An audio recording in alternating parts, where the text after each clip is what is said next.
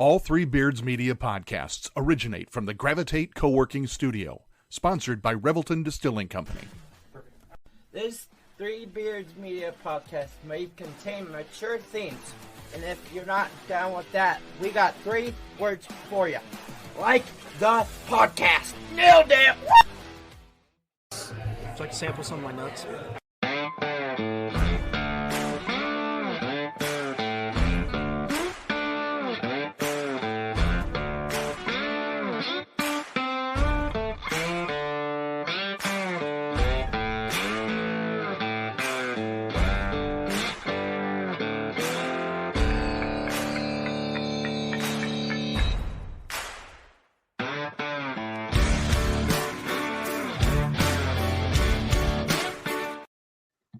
Hello, and welcome back to another edition of Old Man Strength on the Three Beards Media Network.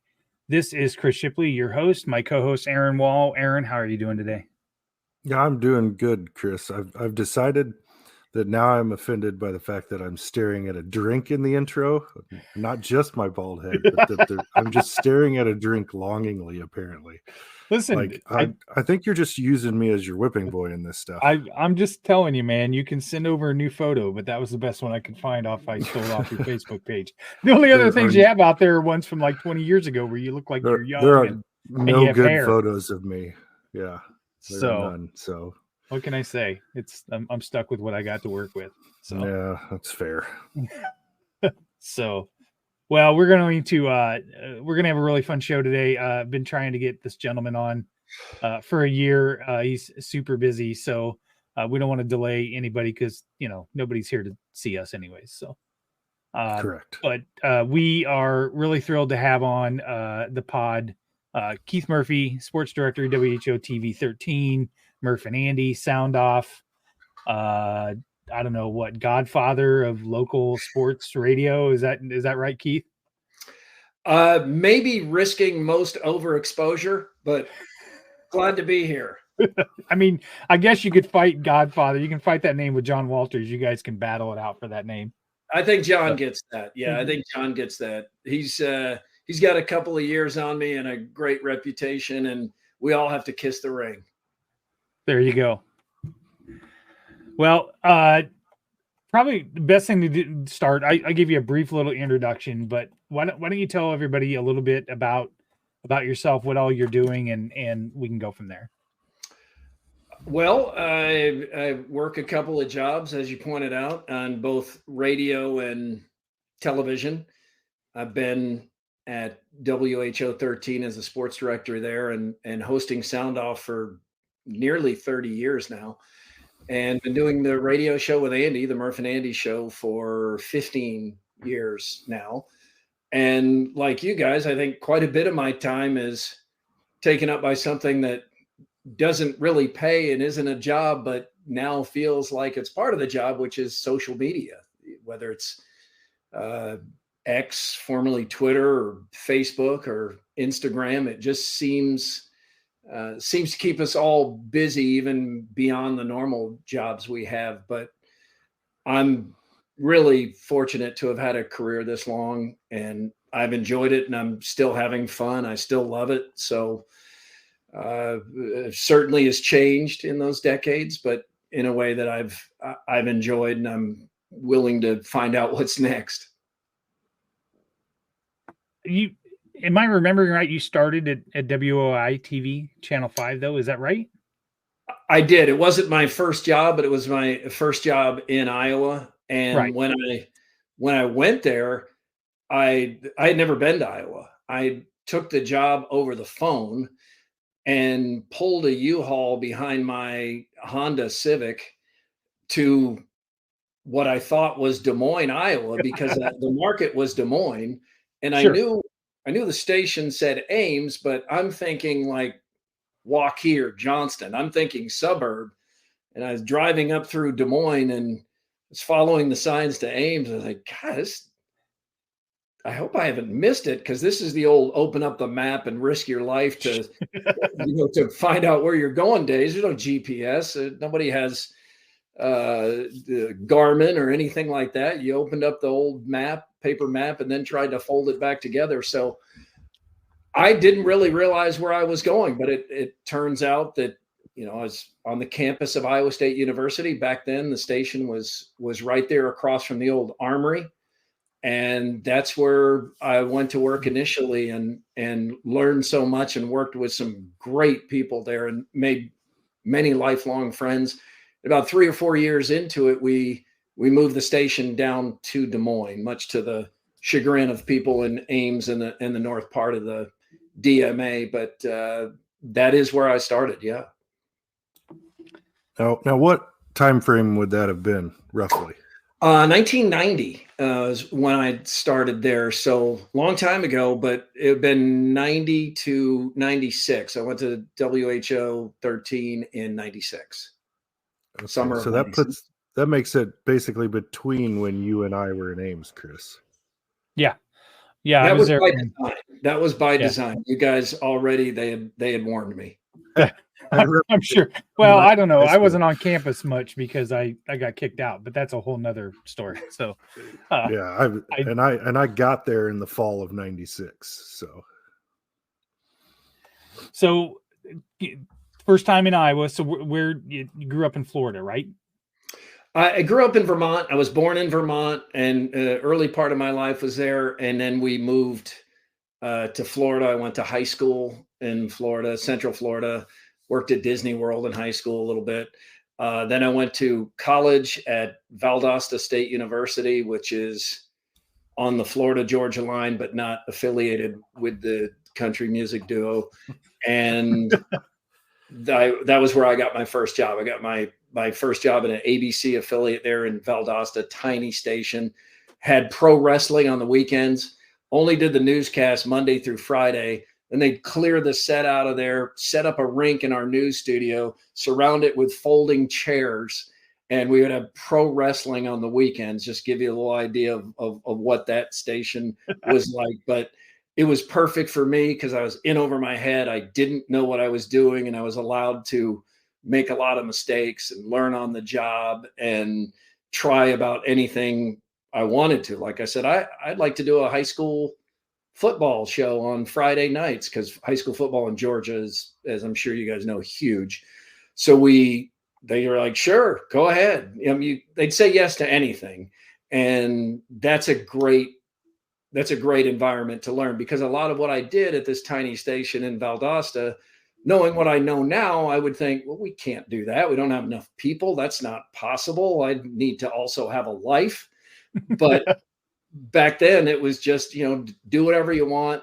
And I look back on some of it and I try to never watch it because it's really uncomfortable, because so much of it is just flat out bad. But it is how you learn. Repetitions.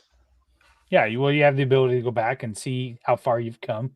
So tell me a little bit about, let's start kind of growing up.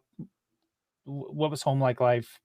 I always like that Aaron and I and the previous host, Tim, always kind of talk about our dads and things like that. And that's always, a fun topic and get some memories. But tell me what it was like growing up as Keith Murphy. Okay. Before I do that, I can see I'm on a Hassel text chain right now. I'm hearing the ding. It's not going to stop anytime soon. So that means I need to turn my messages off here, right? Yeah. Is that correct? Okay. Let me see how I do that. Quit. Okay. It's hopefully that did it. I just hit the quit thing and it there you go. Yeah. All right. Because somehow he's trying to steal the spotlight from you when you're on somewhere else. Typical Hassel. He has no idea I'm on, I'm sure, but I'm telling you, so on this chain is Chris Williams, Scott Sipker, Andy Fales, and Hassel. And once Hassel gets going, it doesn't stop. There'll be 18 messages in the next half hour. You'll never hear from Andy. Andy never chimes in unless there's something extreme. Sipker pretty frequently. Williams depends on what's going on in his life because he has a crisis every couple of hours. Back to my home life as a kid. That was a question, right? Yeah. Absolute sports fanatic, like in a way that, as I look back on it, was probably unhealthy. Like my whole life revolved around sports. My my identity in high school was sports and playing sports. I took it way too seriously. I pouted when I lost. A loss would ruin my weekends. My whole life revolved around sports. My relationships finished second to sports. I still hear the ding, so that didn't go off. Sorry about that. That's okay. I'm gonna tell these guys. Hang on.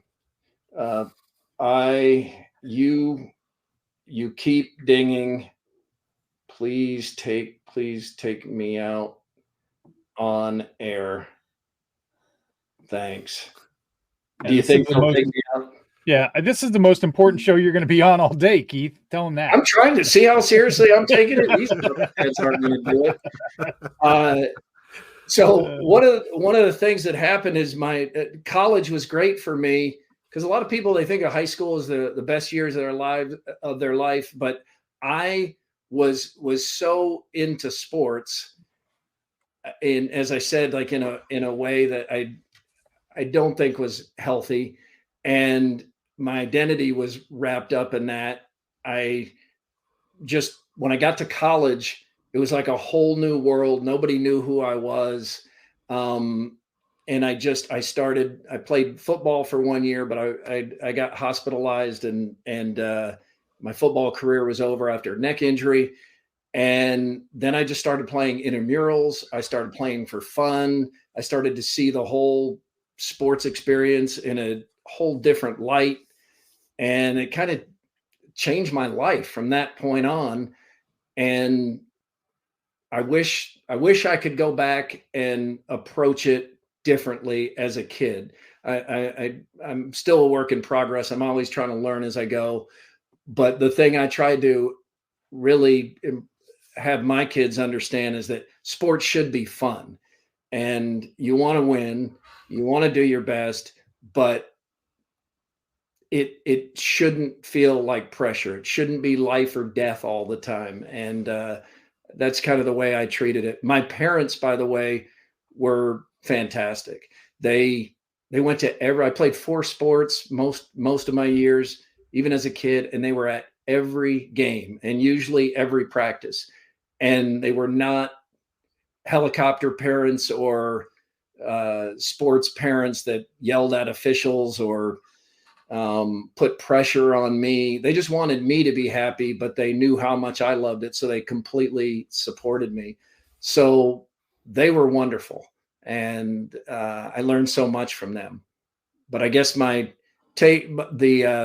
thing I take away from my child is I wish I had just had more fun and not put the kind of pressure on myself I did. And when I was at a class reunion, I was talking to people about this, and they were just like, oh, I don't really know what you're talking about. So some of this might be internal, but I think most of us look back on our lives and think, now that I know what I know, I wish I had done this differently. And that's one of the things I wish I had done differently. That's interesting, because I grew up such a big sports fan, and my girls were not necessarily big sports fans. And I remember my oldest one got to an age where she played soccer every year, and I could tell she just wasn't enjoying it. It wasn't any fun. And we were getting to that age now where you're playing sports now for competitive reasons, less than fun, right? 14, 15 years old. And I remember sitting down with her, and I said, now's the time to make a decision. If you want to keep playing, it's going to get serious. These kids are going to be serious, and it's not, you can't miss practice and things like that. But if that's not what you want, you need to make the decision.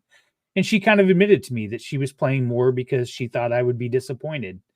And that was one of the first times that I had to recognize that you look up to your parents and you don't want to disappoint them. And sometimes you have to let them know, listen, it's okay. This is your life, not mine. You go do what you want to do and enjoy it. It's fine. So it's kind of a different perspective there. So yeah, it's good you had that awareness, though, because not everybody does. And I know, and my parents always let me know. They didn't care what I did. They just wanted me to be happy, and they were always supportive. And I wish I had kind of taken that more to heart because they were right about their approach. And, I was one of those kids, and there are kids all over right now that think they're going to be in the NFL or they're going to play Major League Baseball or something. You're delusional when you're young for the most part. I mean, it's a tiny percentage of people that even get a college scholarship to a D1 school, let alone make it all the way to the pros. It's a very exclusive club. And we see it everywhere right now. There's so many parents who are wrapping up not only their kids' hopes and dreams, but in some cases the parents' hopes and dreams that this kid becomes a professional athlete someday, and it's highly unlikely. So enjoy yourself, enjoy the sports, enjoy your time with your friends. It's like if you talk to a kid about Little League Baseball, a lot of the kids will tell you the thing they enjoy least is the parents. They're just trying to have fun, most of them. Right. Most of the kids are just there to be with their buddies, hang out, have fun, and they're not there to feel pressure. They're not all wrapped up in it. They're not yelling at the umpires and stuff. And I think we could probably all do better to back off that a little bit and just let kids have fun. Sure. Yeah, I've had to have that conversation with some parents when I was an athletic director back in Iowa, and explain to them the odds and say, are you willing to wrap up tens of thousands of dollars on a less than 1% chance of something happening? They commit to this. I was like, if you want to do it for fun, that's great. But some of them were banking on it being a college scholarship or this, that, or the other. I'm like, it's just, the odds are not in your favor to mortgage yourself into debt for this kind of stuff. And we see people doing it all the time now. It's crazy town.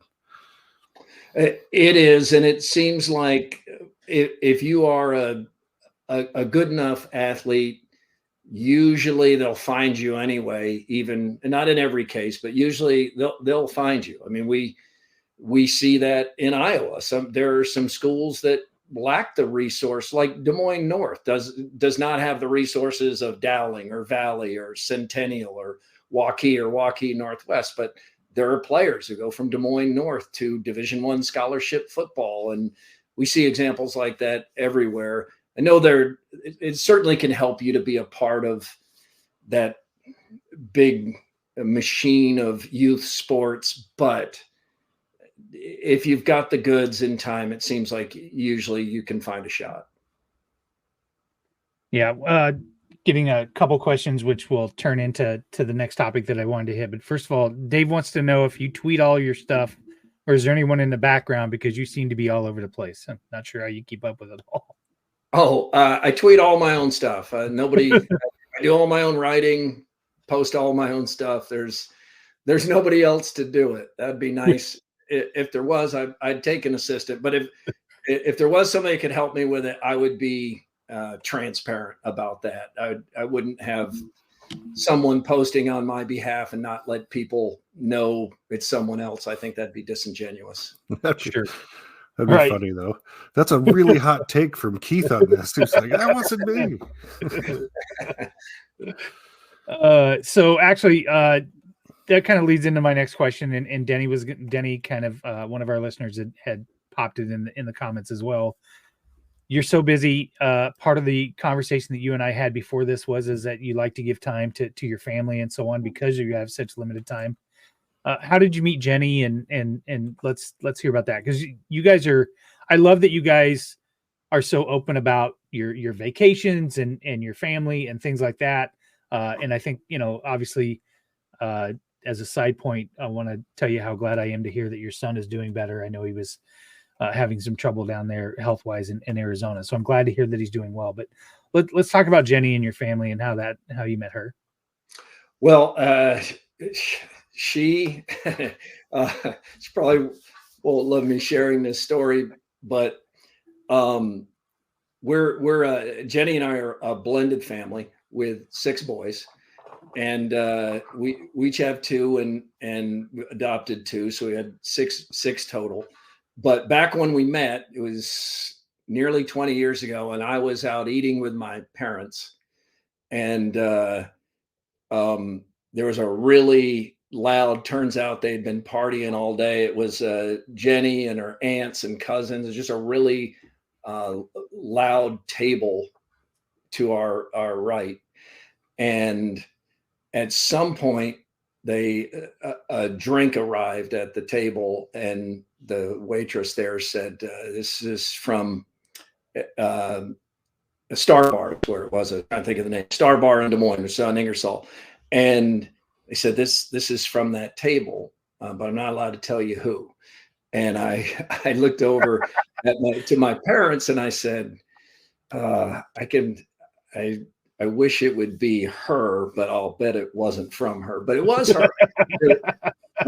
It was Jenny, because she was just this really personable, funny, pretty. I mean, I was just instantly attracted to her whole personality and all of that. So that is how we met. She hit on me. She sent the drink. Yes, she came after me. And it kind of just took off from there, and it's been a real blessing for me. I'm so thankful. In my relationships in the past, I've learned a lot from some of the mistakes I've made, and sometimes focusing on the wrong things. But I'm thankful, like most of the mistakes and missteps that I've taken in my life, I'm appreciative, because it has led me to where I am now. Like I am thankful for Jenny every day.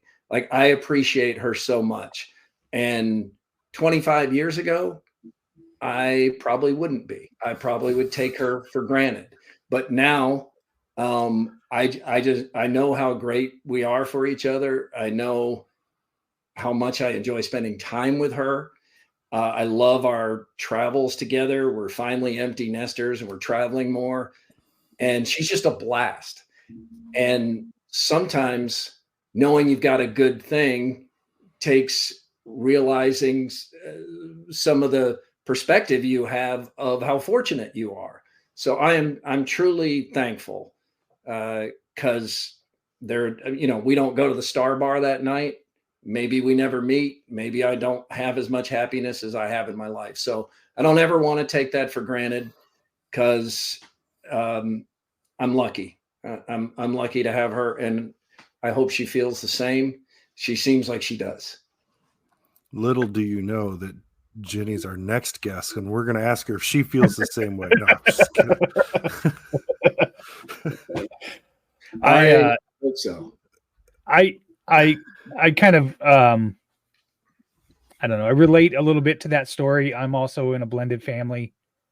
Stacy and I met 14 years ago. She had 2 little boys. I had 2 girls.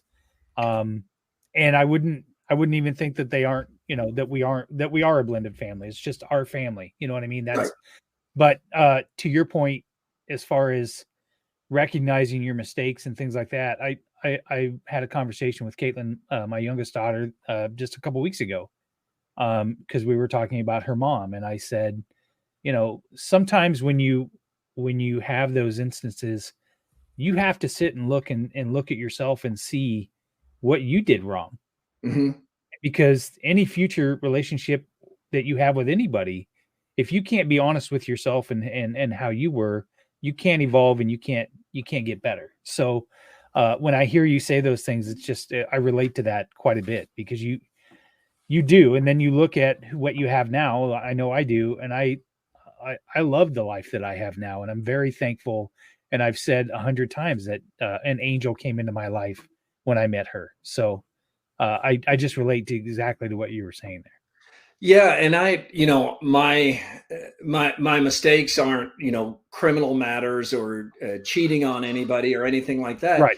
Mostly was just being too self-involved and not appreciating enough the other things in my life, the other people in my life. Just the world revolved around me a little bit too much in my own mind. And I'm far removed from that now, and I'm better for it. I look back at my 20-year-old self and my 30-year-old self, and sometimes I don't even recognize that guy. But I think that's a good thing, because if I thought I was the same right now as I was 20 years ago, 30 years ago, I hope 10 years from now, if I'm still alive and kicking, I hope to look back and think, boy, 10 years ago, I still had some growing to do, because I am trying to do that. I mean, I'm getting uglier, I'm losing more hair. That a lot of stuff is going in a negative direction physically, but mentally I'm the happiest I've ever been. And I love this age. I love this age more than I've loved any other age. Each year, generally, I'm enjoying more than the one before it. So there's something really hopeful in that for me. And hopefully other people find that hopeful too. But I think for me, it comes from a place of appreciating others in the world and appreciating all the positives in my life, and getting away from my ego a little bit, and just realizing that's not what makes you happy. Just like I do take my job seriously, but it's not the most important thing in my life, not close. And I don't ever want it to be. So I want to work hard, and then I want to play hard. I think we're going to take a break here. We'll get a word from our two sponsors, and then you guys are making money on this? Oh yeah, absolutely. Your cut's coming, Keith. Tens of dollars. Yes, exactly. That's 100%. But and then I want to come back and talk to you about your job and some of the fun stuff that you do, and then I really want to talk to you about probably the one thing that I was most impressed with you was during COVID, and how you flipped a switch and became, I don't want to say a serious reporter. That's not what I mean, but there were serious issues that you felt you needed to report on as well. So I really want to hit on that. So let's get a word from Revelton Distilling Company, our wonderful sponsor, and Gravitate Co-working, our studio sponsor. Why take the best corn in the world and make it into fuel when you could make it into whiskey? That's the question that launched Revelton, Iowa's most visible and fastest growing distillery. Owners Rob and Christy Taylor embrace the grain-to-glass philosophy, sourcing ingredients locally and overseeing on-premises production and bottling at their facility in Osceola. One sip, and you'll agree that Revelton's handcrafted whiskeys, gins, and vodkas are the best you've ever tasted.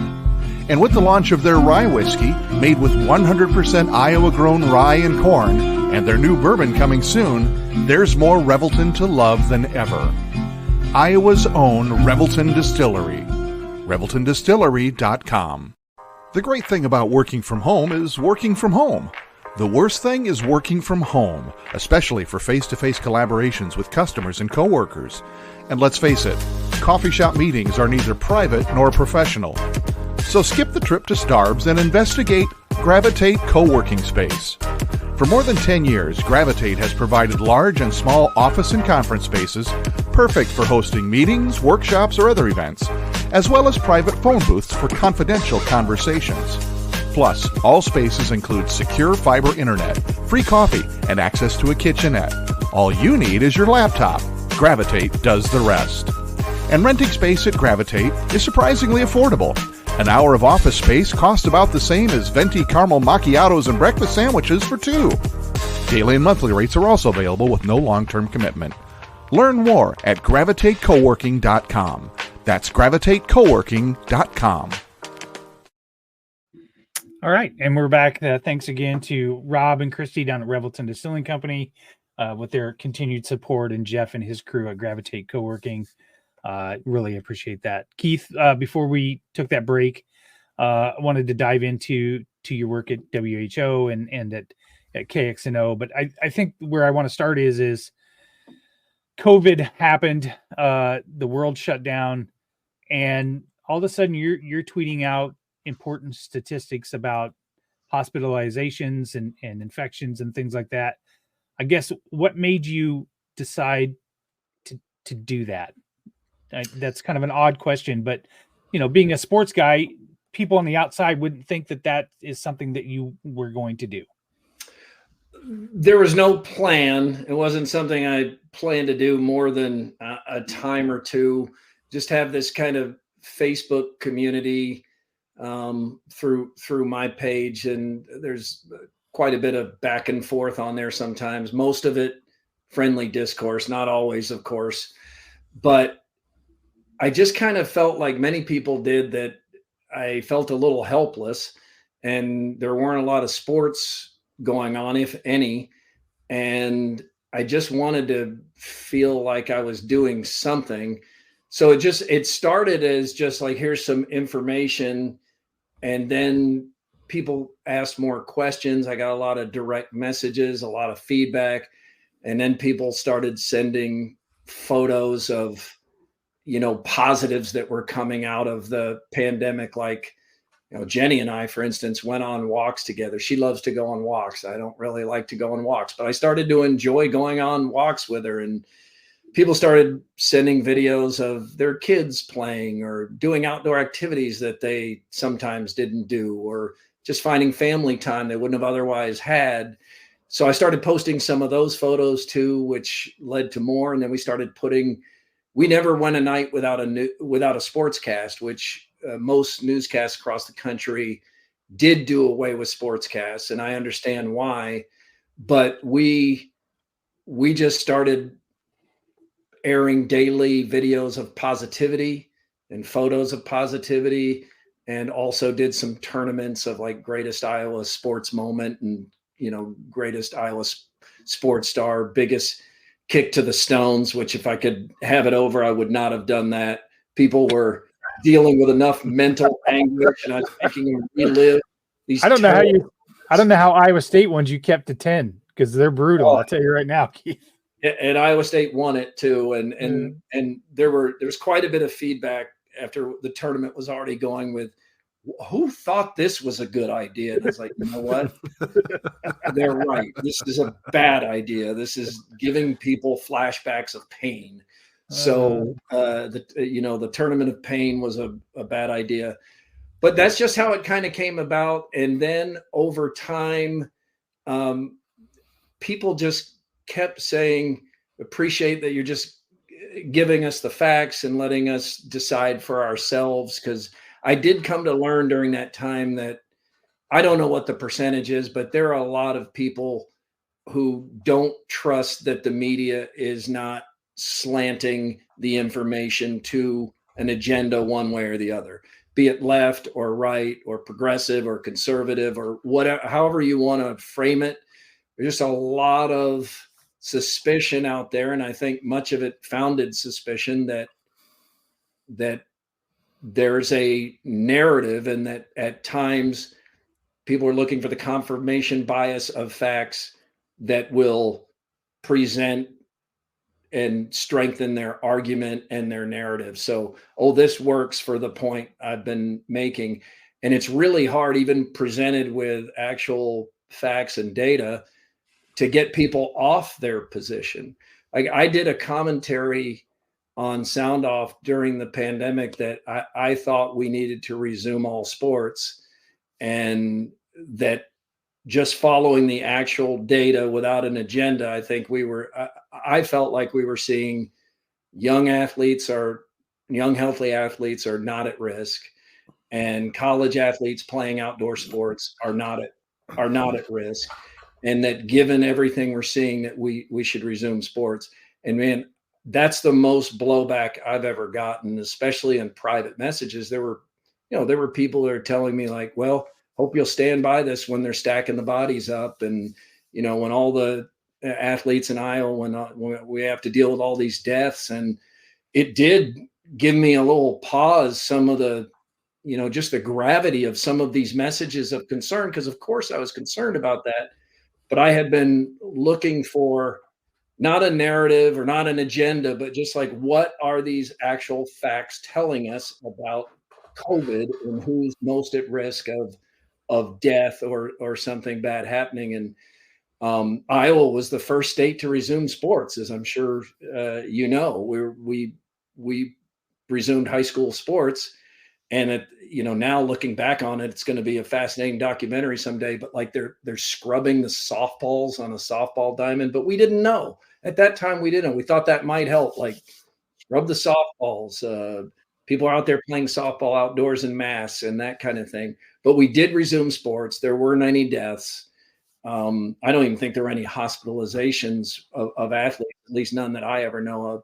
And then, later it got into that college deal where the Big Ten twice canceled the football season. And John Sears and I kept doing commentaries that they need to play. They need to get back out there. It's football. It's outdoors. They can do this.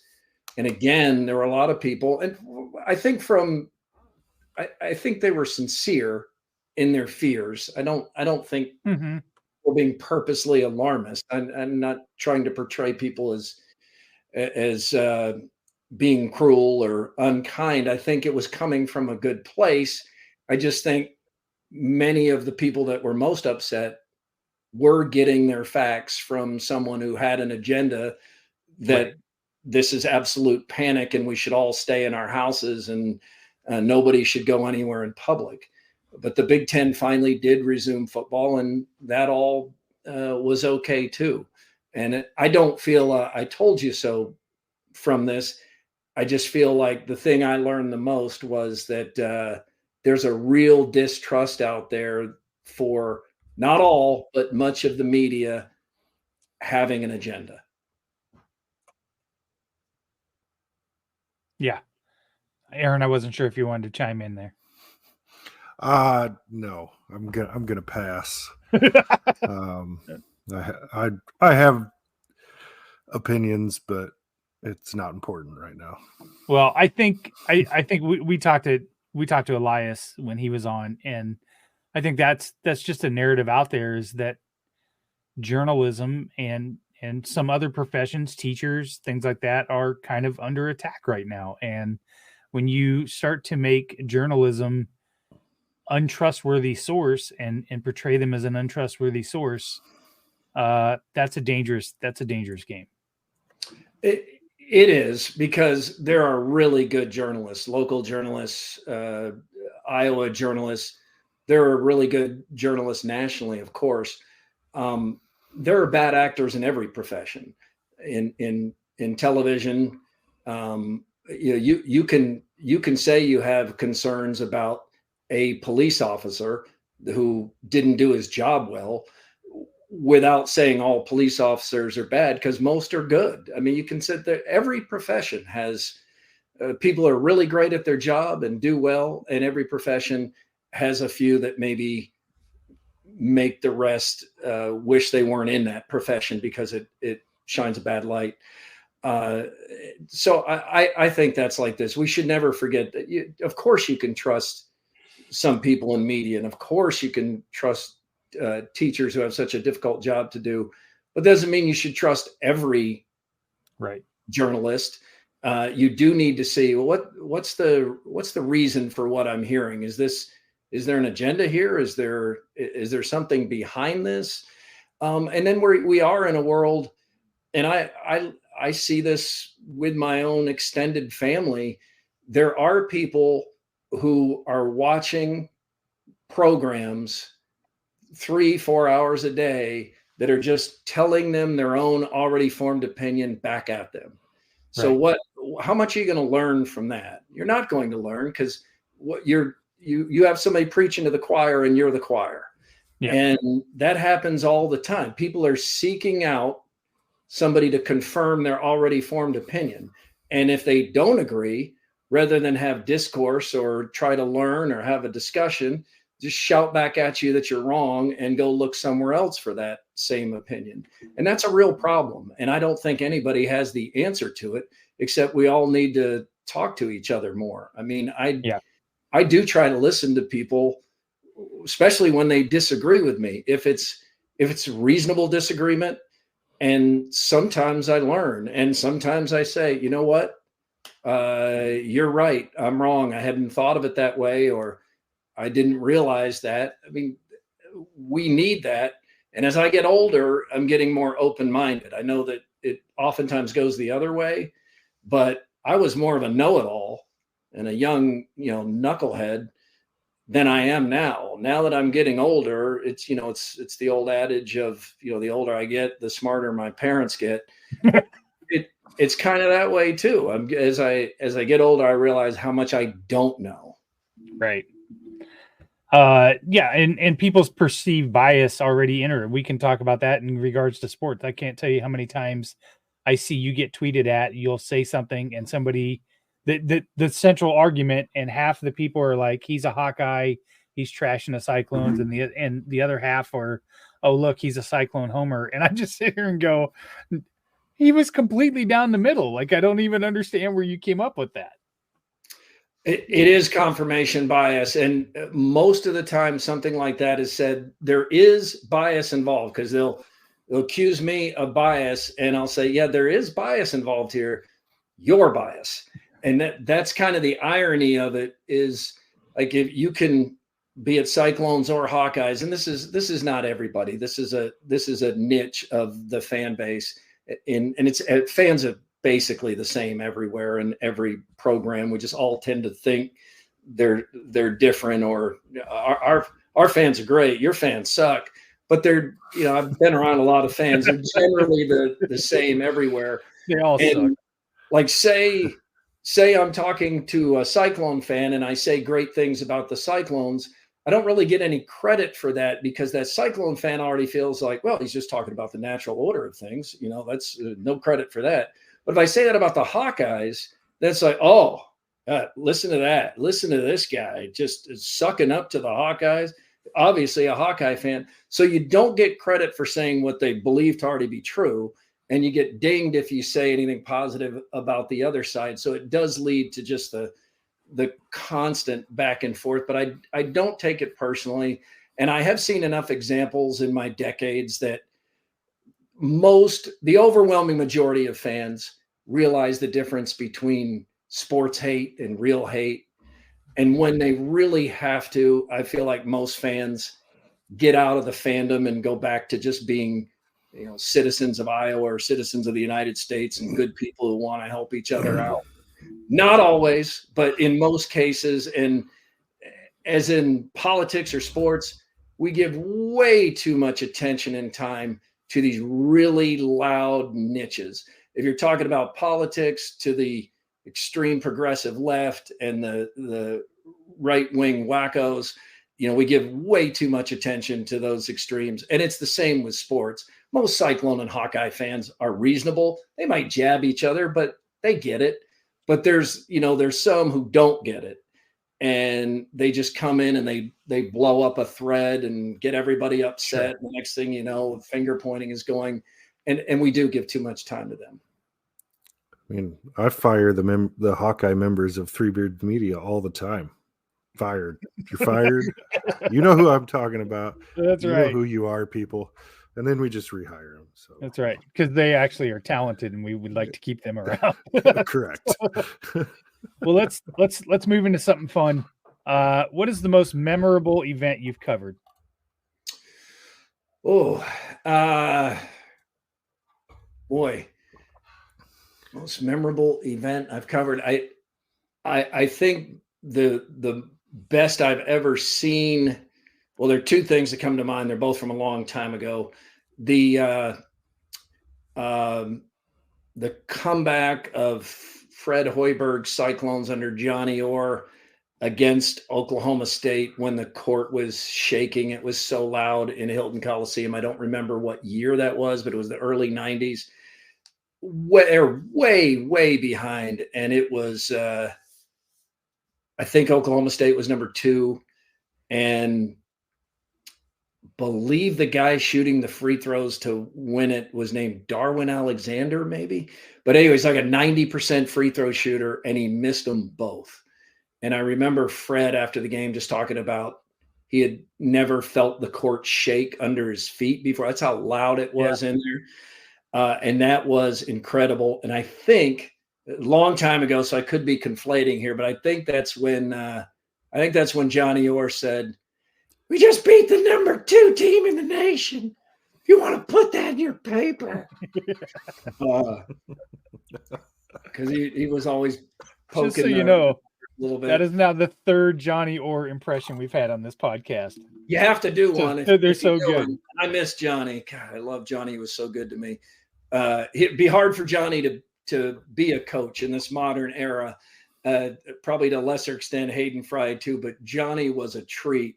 But the things that you heard the most from him that were so entertaining, now they would, he'd be Couldn't. canceled on social media for some things he said at cyclone clubs and golf gatherings because nobody was there recording it with a phone or putting it on social media. So that was an absolute blast just to witness a comeback like that and to feel it be that loud in there.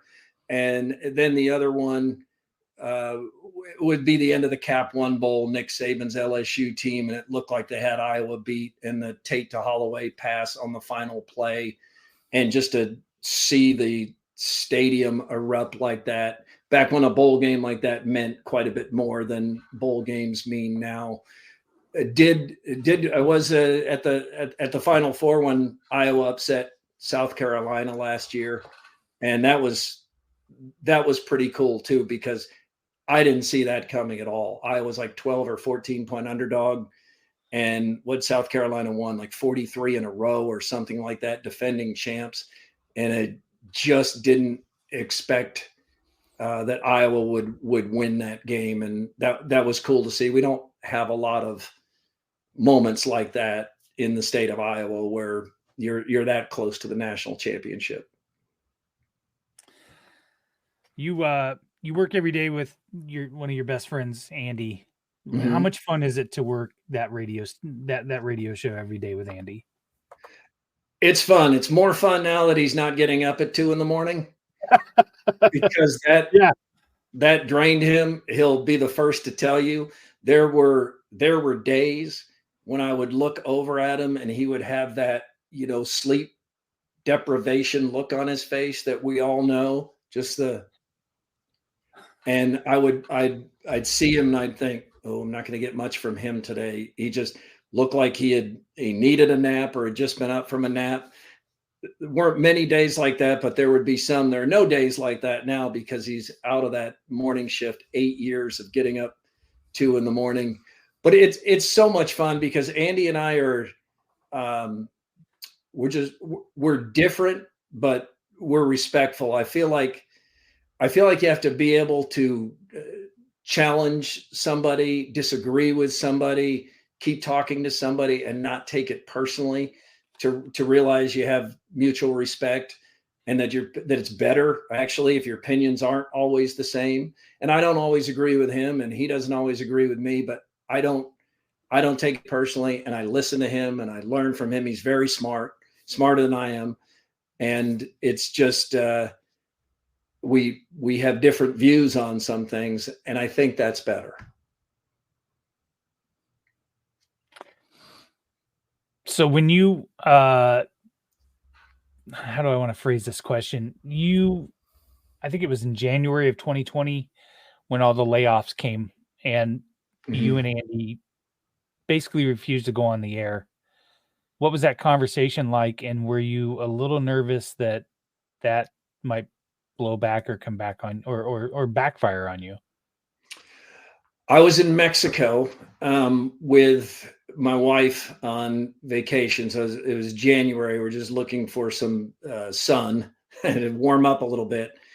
And the phone rang that morning and it was Andy. And I told Jenny, I was like, uh-oh, this is serious. Because Andy is one of those friends I have that I never hear from him when I'm on vacation or from him when he's on vacation. Some people you still hear from or you get a text from or they have a little bit of a problem. Andy is one of those people that feels like if you're on vacation, I'm not bothering you with anything. So I looked down and saw that it was Andy and wondered, my first thought was that somebody had died because that's how much I've never heard from Andy on vacation. But I picked the phone up and he told me what had happened, that the 3 shows that Andrew had been laid off and that the afternoon show and the morning show had been dismissed, fired, done. And I said, well, how long? He's like, today. And I was in shock because we had no hint that any of that was coming. And then I heard that, Andrew and some of the other people who are friends of ours were like escorted out of the building. Like they were, like they couldn't be trusted or criminals or something. They might take a computer with them or something. So I was offended by that. I thought that was a really bad look. I know it's some corporate decision somewhere, but still, I feel like on a local level, somebody could have come to a more reasonable way to have this play out. But Andy said they wanted us to, because our show was spared, and they wanted us to do the show that afternoon. And I told Andy, I didn't think we should. I didn't think he should. I didn't think I should when I came back. I think we need an explanation for why this happened, and that I did not want to continue to work at a place that treated people after all those years the way they had been treated that day. So if this meant the show is done, I can live with that. And Andy said, well, I keep hearing my father's voice in my head, and my father's voice is, you go do the job. You show up and you do the job, and your job is to go do the show today. And I said, I completely respect that. You have to do what you think, but I don't think we should do it. And I am not going to do it.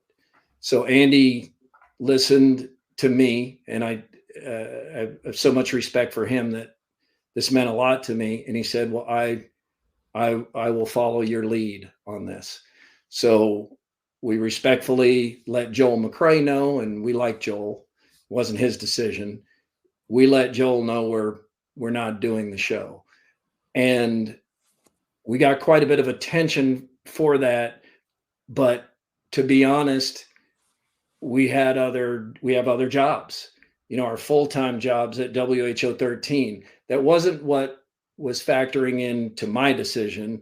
And I would like to think I would do the same thing, even if that had been my only job. But it's easier to be principled and to take a stand like that when you have a fallback plan. I promise that wasn't what I was thinking at the time, but I think it's easier for us to have done that than for other people to do it. And the feedback we got from the community was unlike anything anyone ever expected or would have believed.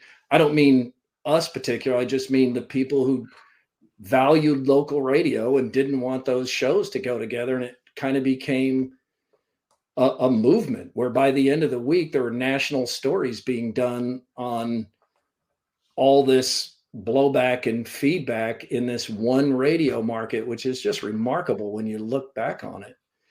So it was a time and place and a situation that I'll never forget. And then a few days later, Joel McCrea called me and said, what if we brought everybody back? And I was like, is that even possible? Because I've never heard of that. I've never heard of it happening. In fact, it's so rare. There were some radio hosts in other parts of the state that were accusing KXNO of this all being a stunt, which, Ross Peterson and Andrew Downs and a couple other people said, well, could you tell my wife and children that? Right. They were in tears. But I think it was just because it didn't seem possible that they would get their jobs back and these shows would return. But Joel convinced iHeart to move it over to FM, and that with that move, the ratings would increase so much that they could cover the expense of bringing people back. And that is what ended up happening. And I don't expect to see anything like that again.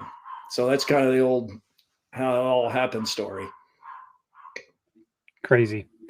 We've got just two quick more segments, Keith, and then we'll get you out of here. I know your time is. Is this another commercial break? How much dough are you guys raking in? Not enough that I can't quit my other job based off principle. I can tell you that. So, and then again, I don't have any principles, so that's a whole nother story. So, but Aaron will ask you the Kyle Wintrust mortgage question of the pod, and then we'll talk a little bit about Kyle. What? So go ahead, Aaron. What is the question? Oh yeah. If you could go back in time and talk to your 18-year-old self, what advice would you give yourself, or what would you tell yourself to to do? Ooh, I think it's not too far from what I talked about earlier. I think I would just tell my 18-year-old self to stop taking myself so seriously, to relax and find more happiness from all these great people I had in my life at that time, and many of them are still in my life now. But I think that's the main thing, is just don't worry so much about every little thing. I was too serious. I worried too much about what people thought. I worried too much about winning versus just having fun. And if I could go back in time and tell my 18-year-old self, it would just be to just enjoy yourself more, reach out to people more, make sure people know how you feel more. I was always good about that with my parents and those really close to me, but that's like a big emphasis in my life now, is just letting people know how I feel and how much they mean to me, because I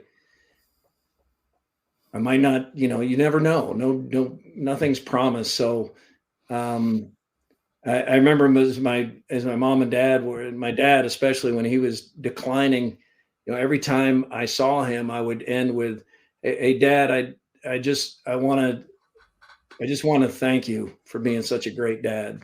And you are awesome." And it would always mean, I could see what it meant to him. And I did the same thing with my mom. And she would, the last thing I said to her was like, "Mom, thank you so much for being a good mom." And she said, thank you so much for being a good son." And that's a good final conversation to have.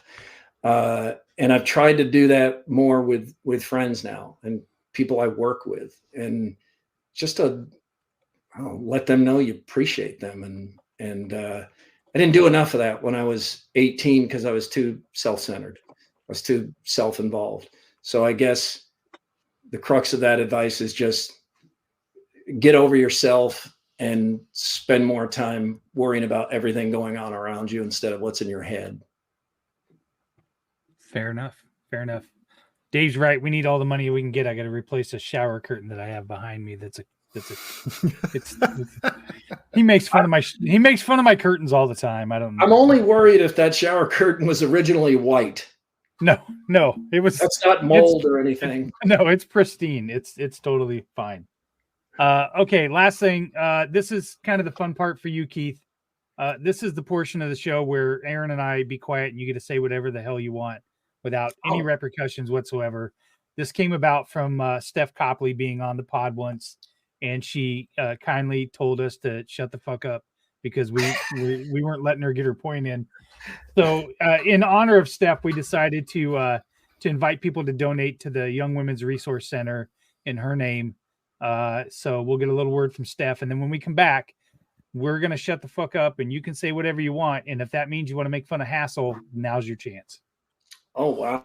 Hey everybody, it's Steph Copley, the woman behind the STFU segment on the Old Man Strength podcast.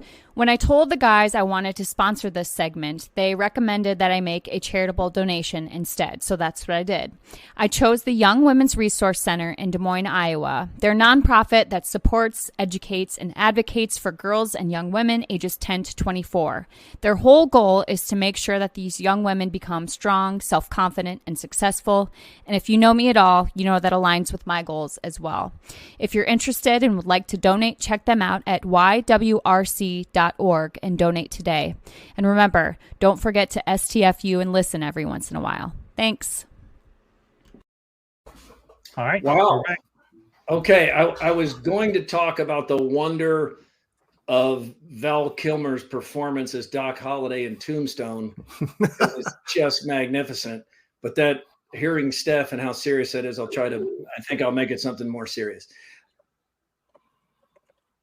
With some of the things we've talked about today, which has been maybe more serious than I was expecting, I think the thing I would ask of people in in Steph's honor here, and with this nice platform to say whatever I want, is to try to think of somebody you should reach out to and call, and then do it. This is something I've been doing more lately, like old friends or a relative you don't talk to that often, and you pick up the phone and you call them, and it just feels great. It feels great for you.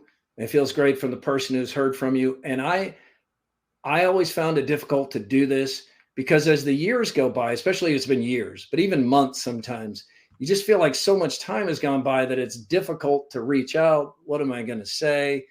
I can't believe it's lasted this long. But then you reach out to them and they're so happy to hear from you, and you catch up, and the time just washes away, and suddenly you're talking to that family member or that special friend or somebody you haven't talked to in a long time. And I can't recommend it highly enough to not send a text is okay, but talk to somebody, reach out to somebody. Don't just check their Facebook page, but have a conversation, or if they're in your area, visit them. If your parents are still alive, call them. I called my mom and dad every day, and they're gone now. And I wish I could call them today. So time goes by fast. I can remember when, it just seems like not that long ago, I was too young to be considered for some jobs. Now I'm probably too old to be considered for some jobs. And it seems like that just went by quickly. So reach out, find somebody you haven't spoken to in a while that means something to you. And after you do, I'm almost certain you'll be glad you did. Great. All right. Aaron, you got anything else? I don't think so. That was pretty darn good advice. So yeah, we'll take it. Well, Keith, we're gonna go ahead and close out. Denny wants to thank you for your openness, and he loves you even though you're a Hawkeye. So that's good. Well, I hope is there an opportunity for somebody to get a shot in at me being a Cyclone by the end of the show? I'm sure there is. Yeah, my wife tries to keep up with the score at some point of which way it tends to be more. And we thought we had something figured out along those lines, but I think it's as simple as whoever's having more success, I tend to be affiliated with that side because there's more posts and more positive messaging and that kind of thing. But for a while, I was definitely accused of being a Cyclone more because, as you noted early in this podcast, I was at 5, which was in Ames, and part of that job was doing play-by-play for what was called the Cyclone Television Network. Do you guys remember CTN? Yep. Mm-hmm. Yeah, so did that, and I hosted the Johnny Orr show and then the Tim Floyd show. So that was a long time ago. It wasn't like I chose to do those. It was a really welcome part of the job. So it was that way for a while. Hawkeye fans just saw me in that light. But since I would say it's evened up or maybe even flipped more toward, was it Denny that said, even though I'm Hawkeye? Yeah. And Jenny is an Iowa State alum, but 2 of our kids just graduated from Iowa recently. So it's really hard to track down. Sometimes I have difficulty myself. I think after this Super Bowl, when Brock and George win a Super Bowl together, maybe that'll just heal the state. I'm sure that'll heal the state. Chris, I can't tell you how thankful I am that those 2 are both on the 49ers. Because if it was just Brock and all the 49ers getting all this attention, Hawkeye fans, the ones we're talking about, the lunatic fringe, it would be nonstop insufferable. And if it were just George and the 49ers getting a lot of attention, Cyclone fans would be coming at some of that. So I think it's great that they're both on there. It's good for me anyway. And I love that those 2 are so different, but they're friends and they work well together. I mean, one came out of Kohl's and the other came out of the wrestling ring, and they meet in the middle and they're awesome. I heard that quote yesterday, and I was like, "Hey, I shop at Kohl's. There's nothing wrong." Yeah, I do too. Yeah. The crazy thing about Kohl's is, I mean, if you go in there with your coupons and your discounts, sometimes they give you money as you Yes, you that's put right. up like 3 things of Levi's and 4 shirts and 9 pair of underwear, and somehow they owe you $3.52. My wife will be like, "We saved $385," and I'd be like, "No, not really, because I wouldn't have spent that to begin with." So It's a clever gimmick. it is. All right, Aaron, you got anything else before we get out of here? No, I not really. Just want to thank you for coming on and giving us the time, and we really appreciate it. Oh, you're welcome. I'm glad to be here, and it was nice talking to you guys. And I'm sorry I didn't have a beard. I know it says 3 beards, and I shaved this morning. We're looking for a third one. The key is, Keith, you grow a beard, and all the gray comes out of your top. That's oh, good. Yeah, good. That's quite a bit of gray to come out of my top there. What about Sipker? Is he auditioned for this thing, or is he's more overexposed? He's on the list. He's on the list. I'll get to him. He's got a beard. If you ever want to have a full episode to just talk about Tombstone, I'm in. Oh, okay. Yeah, call me back for that. I would love to. I love that movie. Me too. All right. Thank you, Keith. I'm sure our listenership will boost by tens because of this. So we really appreciate it. And thank you for your time. Everybody, thank you for giving us a listen. Check out the rest of the pods that happened this week. Three Beards Media Network. And with that, we are out of here.